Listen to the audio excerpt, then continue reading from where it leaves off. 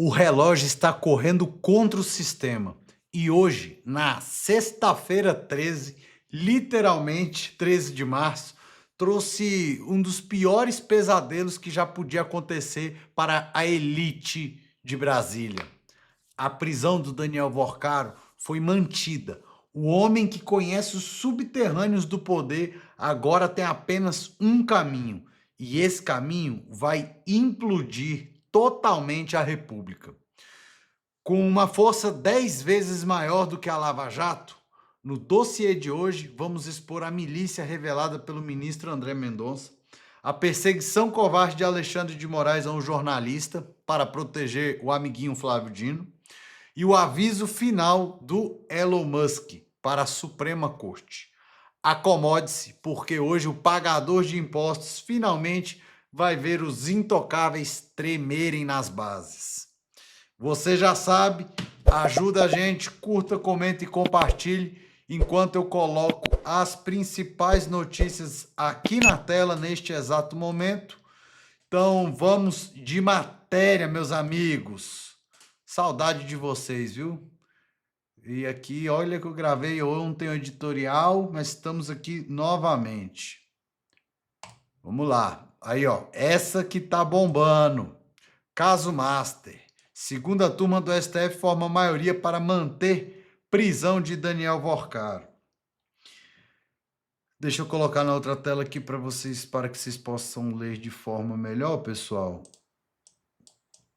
Uai. Agora veio.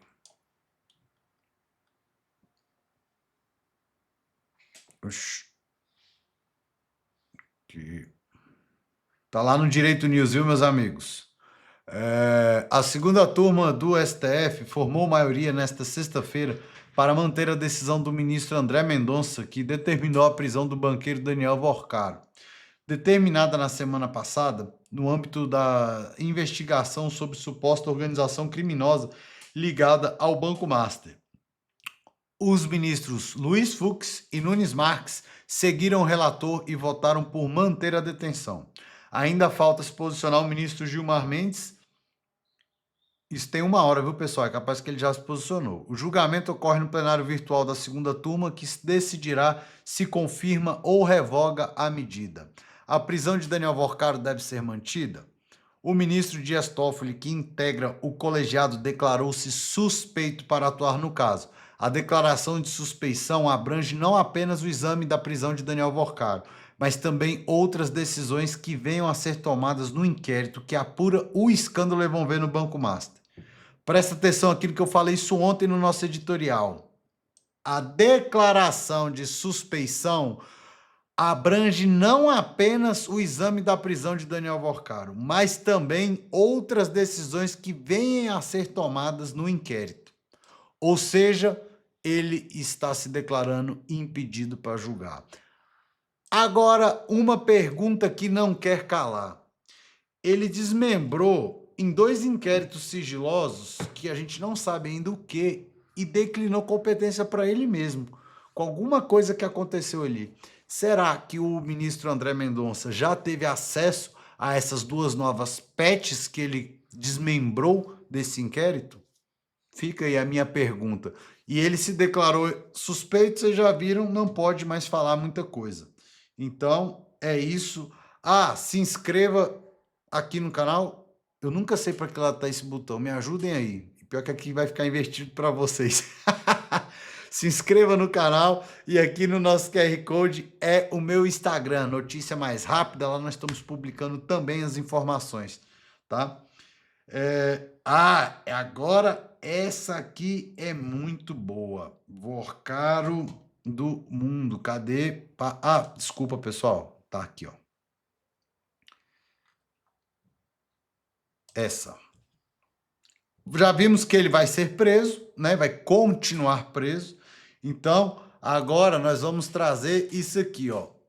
Após a prisão mantida, o que resta para Vorcaro é delatar. Com a prisão, Brasília está em pânico. Tá é o mundo, tá, pessoal? A outra foi Direito News. Desculpa que eu não informei a fonte. Então, ó, Brasília está em pânico. A manutenção da prisão de Daniel Worcaro pelo STF não foi recebida apenas como mais um desdobramento de uma investigação explosiva, mas como o início de uma contagem regressiva que apavora os bastidores do poder. O clima agora é de tensão máxima, porque muita gente em Brasília sabe exatamente o que essa nova fase significa. Quanto mais o cerco aperta, mais perto fica o momento em que Worcaro decide abrir a boca. A pergunta já não é mais se Worcaro vai delatar. A pergunta é quando ele vai delatar. Eu acho que é agora. Porque ele vai delatar quando o homem que conhece os subterrâneos de Brasília, que circulou entre gente poderosa e que sabe demais, percebe que foi encurralado de vez, o silêncio deixa de ser lealdade e passa a ser autodestruição. E ninguém carrega sozinho por muito tempo os segredos de uma estrutura inteira de poder. É isso que assombra a capital. O que já veio à tona até aqui já foi o suficiente para revelar que não se trata de um caso comum, isolado ou restrito ao mundo financeiro. O que apareceu já mostrou conexões, influência, bastidores e uma rede de interesses que vai muito além de um escândalo bancário.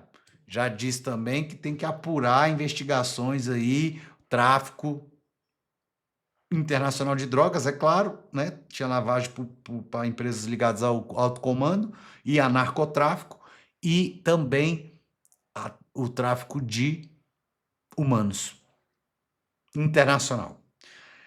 É justamente por isso que é uma sugestão, tá, pessoal? Sugestão para investigação.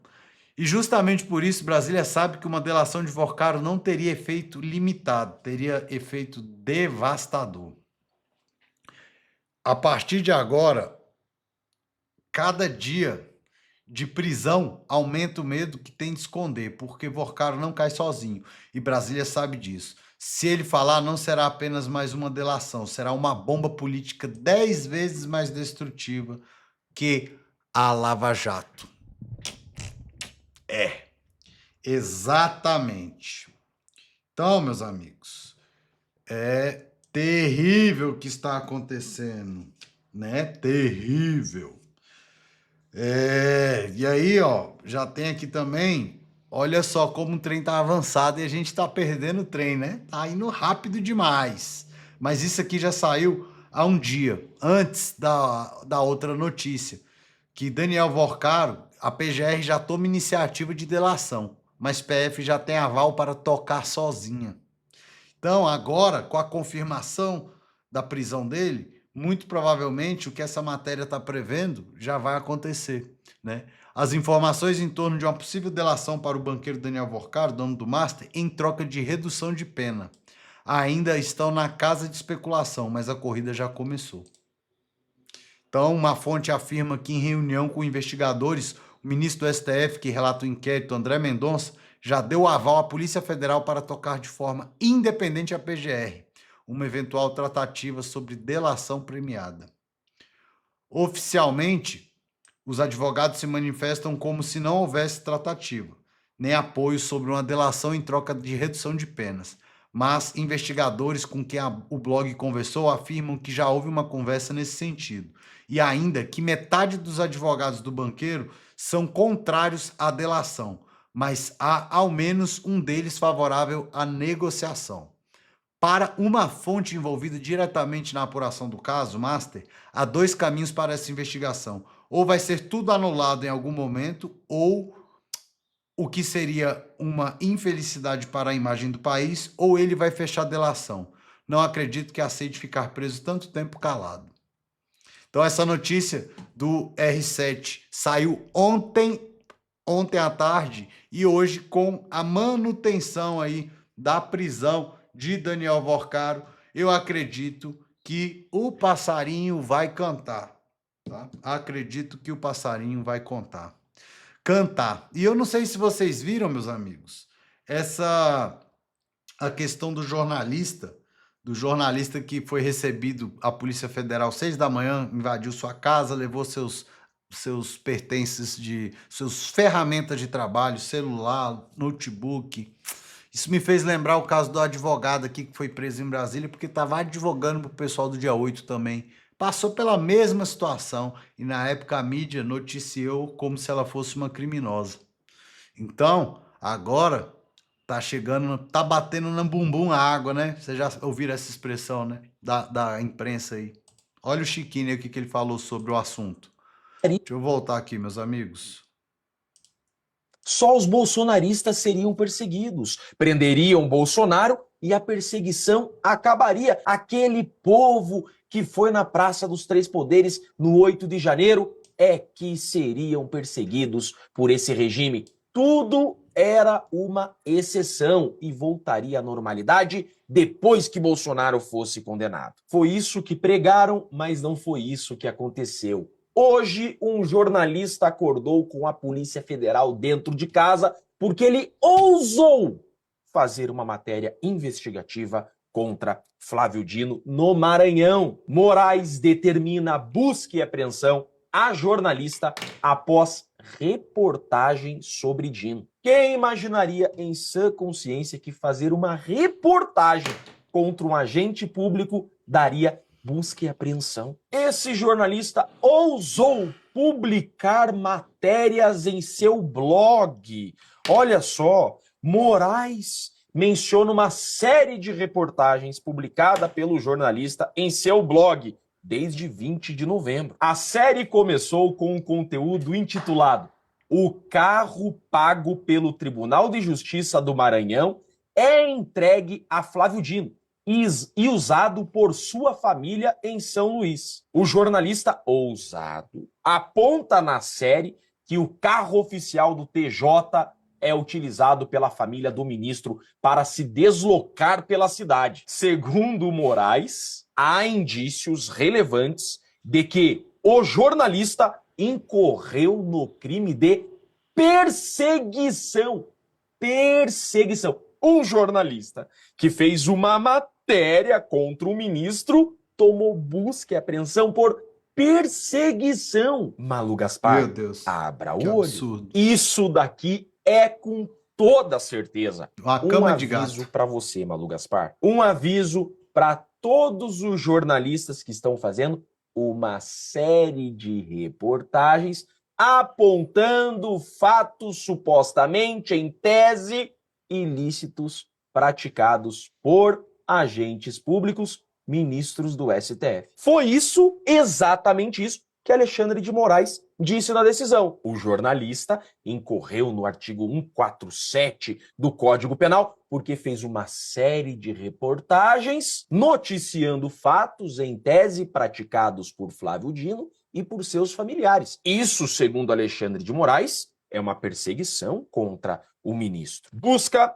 e apreensão no jornalista. Está muito claro para mim que essa decisão do Moraes é um aviso.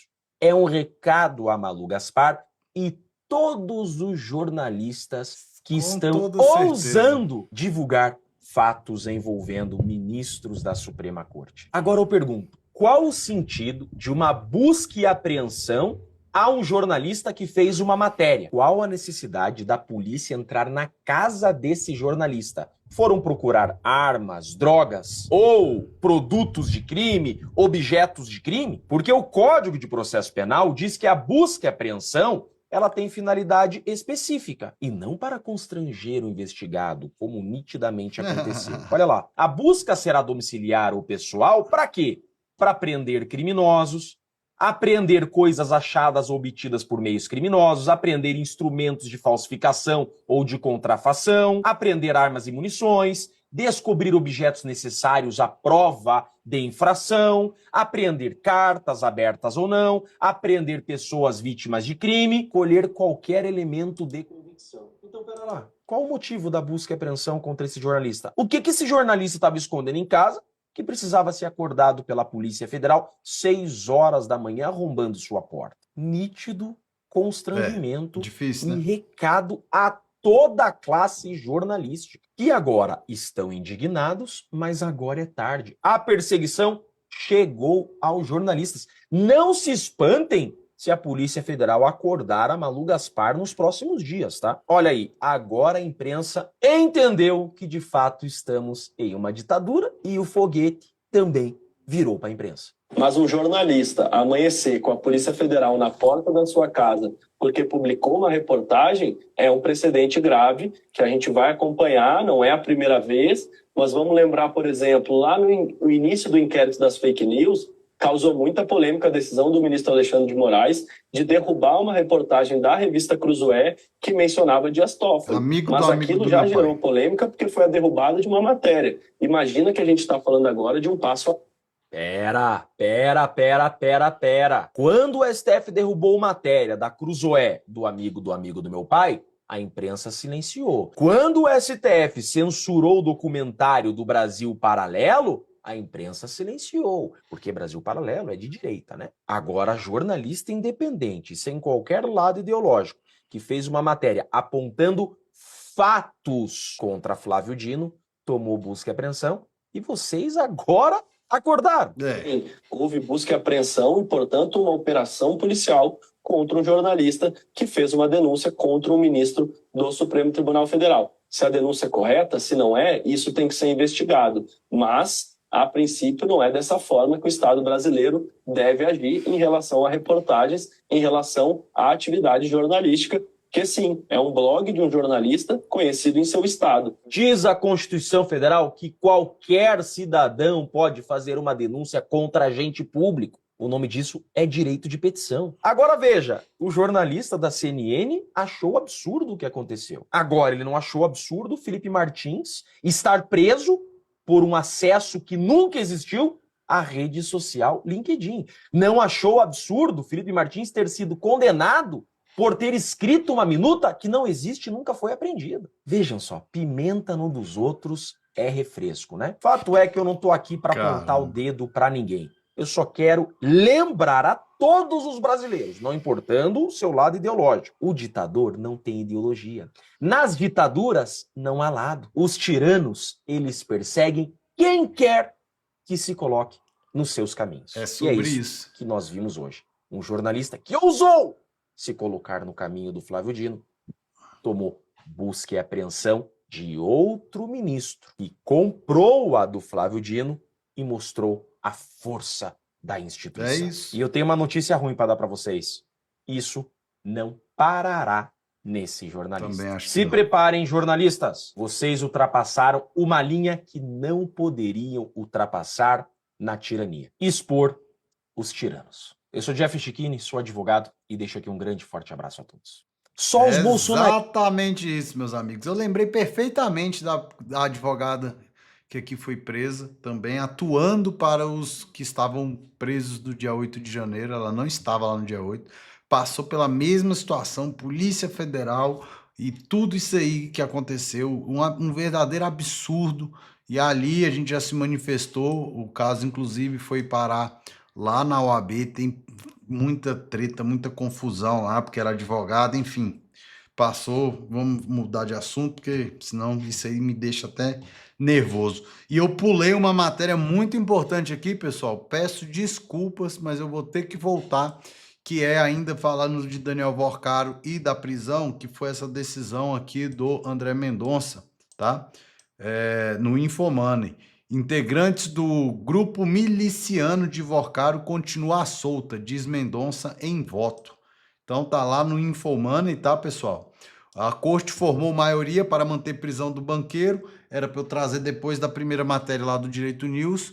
Essa é curtinha, tá? O ministro do Supremo Tribunal Federal, André Mendonça, afirmou durante seu voto que há 2 integrantes não identificados da organização criminosa de Daniel Vorcaro ainda à solta. Por isso que eu queria trazer para vocês. A declaração consta do voto depositado pelo ministro no julgamento que manteve a prisão preventiva do banqueiro. No que concerne especificamente a contemporaneidade dos elevados riscos que essa organização criminosa armada é capaz de causar à ordem pública, deve-se rememorar que, segundo as apurações, a turma, que era como era chamada, pode ser composta por até 6 membros ainda não devidamente identificados. Escreveu. A turma é o codinome utilizado pelo grupo miliciano pago por Daniel Vorcaro para intimidar desafetos e obter informações de maneira ilegal. Então, Queria ter trago isso aí para vocês também. Vamos voltar agora pro assunto do jornalista que teve aí as suas, né, suas ferramentas de trabalho apreendida. Agora com a matéria que é o Dallagnol, depois de tudo isso aí, também entrou, acionou a PGR após ordenar a operação contra jornalista. A outra, né? Tá aqui no Metrópolis, viu, meus amigos? Ó, Dallagnol, pá, já acionou a PGR. Não sei do que vai adiantar. Comenta aí para mim se você acha que adianta muita coisa acionar a PGR. Outra coisa, lá no meu Instagram, como eu mostrei para vocês aqui, pessoal, eu botei, tá bombando. Opa, bombando um Fora Alcolumbre. Entra lá, deixa seu like, se inscreva lá também, siga lá e deixa lá seu comentário no Fora Alcolumbre. Porque se nós temos um grande responsável por tudo isso que nós estamos passando no Brasil, não é só uma pessoa, são vários que já passaram e que ainda estão na presidência da Câmara e principalmente do Senado. Então, acredito que ali é onde a gente pode pressionar para algo mudar e acontecer. Vamos voltar aqui, Metrópolis. O ex-deputado federal Deltan Dallagnol pediu à PGR, né, a instauração de procedimento investigativo criminal contra o ministro do Supremo Tribunal Federal, Alexandre de Moraes, para apurar a suposta prática de crime de abuso de autoridade. Uma lei que parece que não pegou, porque senão o Alexandre de Moraes já tinha que era preso por tanto de violações a essa lei que ele já cometeu, né? Ou que tem denunciado, desculpa, vamos reformular. Que nada, sem amarra e sem rodeios, tá dito. No documento, Dallagnol aponta possíveis abusos relacionados à decisão de Moraes, que determinou uma operação de busca e apreensão da Polícia Federal contra o jornalista Luiz Pablo Conceição Almeida. A medida foi tomada após o comunicador publicar reportagens sobre o suposto uso de veículo oficial do Tribunal de Justiça do Maranhão por familiares do ministro do STF, Flávio Dino. Na notícia crime enviada à PGR, o ex-deputado sustenta que a medida judicial teria sido adotada sem indícios suficientes da prática de crime. Segundo ele, as publicações têm caráter jornalístico e tratam de tema de interesse público. Vocês viram o que o Chiquini disse, leu inclusive os artigos que autorizam uma busca e apreensão e os itens lá do artigo. Então, abre aspas aí. O quadro narrado é, portanto, o seguinte: um jornalista, no exercício regular de suas atividades profissionais, publicou reportagem de indiscutível interesse público, noticiando o suposto uso irregular de veículo oficial pago com recursos públicos por familiares de um ministro do STF. Afirma trecho do documento. A liberdade de imprensa e a crítica ao uso de recursos públicos por autoridades são, portanto, direitos fundamentais de primeira grandeza, cuja restrição somente é admissível nas hipóteses taxativamente previstas no texto constitucional, complementa o ex-parlamentar. O Dallagnol também questiona o enquadramento das reportagens do crime de perseguição, previsto no Código Penal. Não há nos autos, ao menos nos elementos tornados públicos, qualquer elemento que indique a prática do crime de perseguição, cuja configuração exige conduta reiterada que gere sofrimento ou prejuízo à liberdade ou intimidade da vítima, afirma o texto. A própria operação ordenada por Moraes, contudo, teve parecer favorável da PGR. Para a surpresa de 0 pessoas, né? Então, para a surpresa de 0 pessoas, a PGR apoiou mais esse absurdo. E aqui, meus amigos, vamos aqui de matéria para também você ficar antenado e você ver que não é só da minha boca que saiu essa questão de possível prisão para Moraes que está a caminho. Olha aí, quem falou, tá lá no Infomano aí também, mas foi ele. Voltou, ele, Elon Musk, o Musquinho. Diz que prisão de Moraes está a caminho por envolvimento com o Banco Master. Por que arrumar briga comigo? Elon Musk disse. O bilionário do Elon Musk, dono do X, o antigo Twitter, alfinetou nesta quinta-feira o ministro do Supremo Tribunal Federal, Alexandre de Moraes. Musk respondeu a uma publicação do jornalista norte-americano Glenn Greenwald na rede social sobre uma eventual prisão do magistrado, afirmando que ocorreria em breve. Greenwald compartilhou em seu perfil uma notícia sobre as ligações de Moraes com Daniel Vorcaro, dono do Master, investigado por fraude financeira. Em seguida, o jornalista relembrou uma publicação de Elon Musk de agosto de 2024, que mostrava uma foto feita por inteligência artificial representando o ministro na cadeia com a legenda: "Um dia, Alexandre, essa foto da sua prisão será real. Guarde minhas palavras." Musk então respondeu à publicação de Greenwald, dizendo: "Ainda não, mas a prisão, entre parênteses, está a caminho. Por que arruma briga comigo? Que bobagem." O embate de Elon Musk e Alexandre de Moraes se refere ao inquérito das milícias digitais no STF, que apura a atuação de grupos suspeitos de disseminar notícias falsas em redes sociais. Leia mais no site Infomoney. Tá lá a matéria no Infomoney, viu, pessoal? Meus amigos, eu espero que vocês tenham gostado de verdade. Apoie a Fiz com luta pela coração. justiça e no combate à aqui. corrupção. Siga nas redes sociais, Dr. Eric Gustavo. Mas tá aí nosso videozinho para você seguir nas outras redes sociais. Muito obrigado pela sua companhia. Espero ter ajudado você aí a fazer uma conexão dessas matérias e dessas notícias. E o próximo editorial será bombástico aqui para todos os moradores e quem ama o Distrito Federal, Brasília também. Fique atento e, como eu digo sempre, vem comigo. Tchau, pessoal!